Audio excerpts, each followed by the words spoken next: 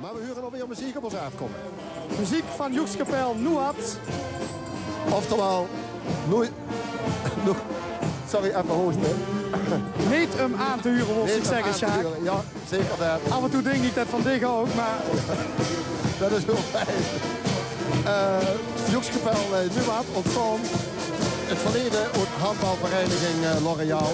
Een vereniging die een Joekskapel die niet weg te denken is in het van de minuten nog.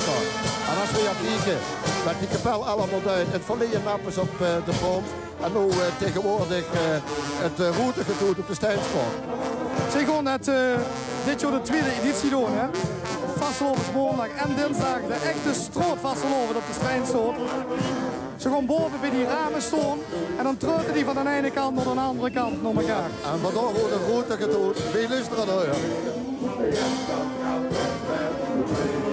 Eén van de kapellen die het nog lekker te voet uit.